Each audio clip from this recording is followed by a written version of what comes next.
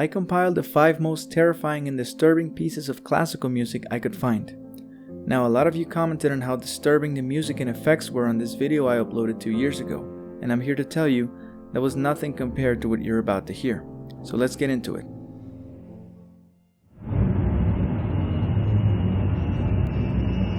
Polymorphia is a conglomerate of 48 string instruments, a piece so unconventional and strange that the composer used his own invented timbre system based on materials, as well as his own musical notation based on electroencephalograms. The first section starts with microtonal clusters of pitches from slides down the fingerboard of the instruments, creating some sort of harsh metallic sound.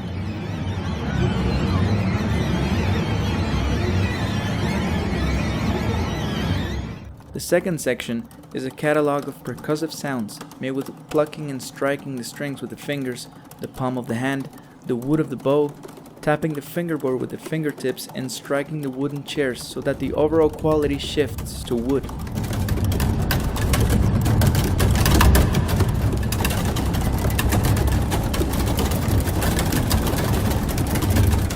The third and last section returns to the harsh strings, orchestrating the players to slide along the fingerboard and bow on the strings below the bridge of the instruments, as well as on the wooden bridge itself, creating an ocean of string sounds getting more and more tense.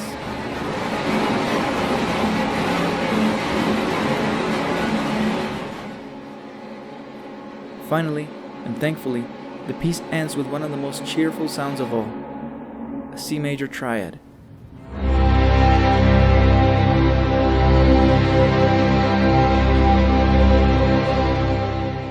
This was ironically the chord from which somehow the entire composition was born.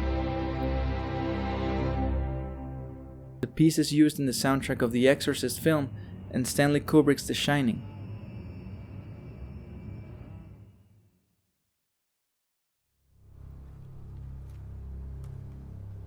Ligeti's Requiem is one of the most complex polyphonic works in music history.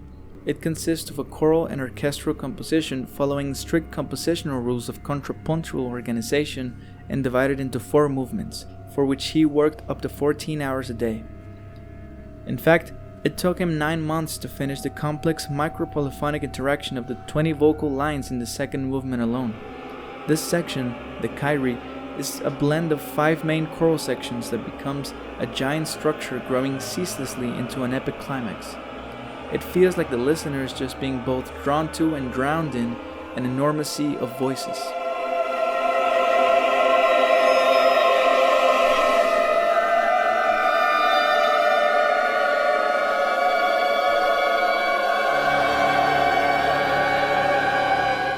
The second movement is featured in the soundtrack of Stanley Kubrick's Space Odyssey, as well as in the opening scene of Barbie, which parodies said film.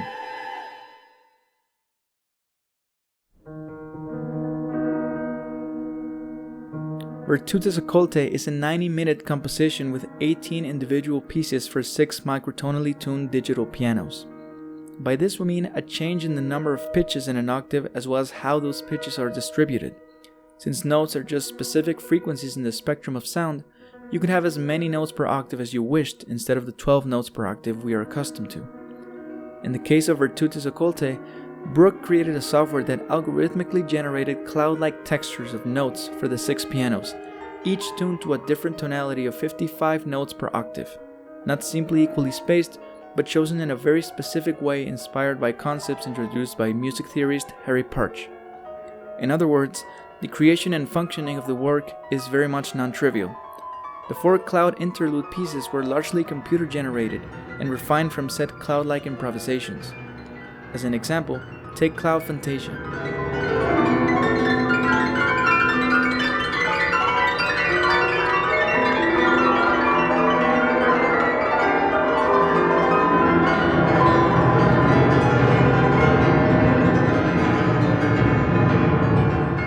The other pieces rely on computer-generated material for style, quotation, and variations from the cloud pieces. My favorite piece is Melodion. Perhaps because I've listened to it plenty of times and I've become accustomed to it by now, but I really think there is something beautiful hidden in the perceived ugliness of the dissonance.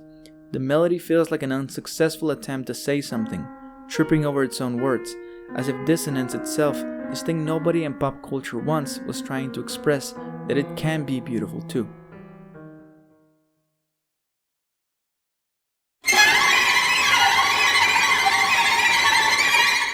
A unique work that started as a simple commission for a string quartet and, to the composer's surprise, rapidly started absorbing the emotions of the world, which at the time was filled by the anguish and darkness of the Vietnam War. Musicologist Robert Greenberg compares this opening piece to the sound of Vietnam War helicopters, represented as electric insects. The piece is obsessed with the numbers 7 and 13. From 13 sections, with the 7th being the central one and other symmetries, to the title of the work itself, all the way to musical elements repeated 7 times and notes descending by 7 and 13 semitones. Interestingly, Crumb calls in the score for genuine electric violins, viola, and cello, with a built-in pickup for amplification. The whole piece is by all means avant-garde. The players are called to shout and whisper the number 13, of course 13 times in different languages. They're called to play maracas and tune glasses of water, to bow on the wrong side of the strings, and to gradually increase bow pressure until pitch becomes pure noise. However, these are not random atonal noises. The second movement of Schubert's Death in the Maiden String Quartet is clearly quoted by Crumb, along with many other tonal references. The piece portrays a voyage of the soul, from departing from grace to absence and spiritual annihilation, onto the redemption of a return. Embedded with Christian symbolism, the piece speaks on the polarity of God and devil, with violin and cello cadenzas in the devil music and God music sections. The black angels symbolize fallen angels, and as it turns out, the opening piece was also used in the soundtrack for the Exorcist film.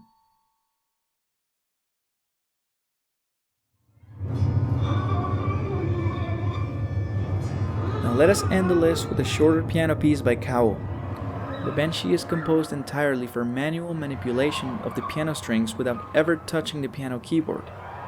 It uses a different musical notation to indicate not pitches, but some of the 12 listed methods of playing the strings, involving plucking and sweeping the strings horizontally and vertically with the fingers and nails. The piece is inspired by the Banshee, a female spirit from Irish folktales who signals the upcoming death of a family member by screaming, wailing, crying, and singing lament chants traditional in the Irish culture. Some tales even recount that she might have been a ghost of a murdered woman. Now, the sweepings of the piano strings sound surprisingly similar to voices, moans, or even a monster roaring. Take a listen.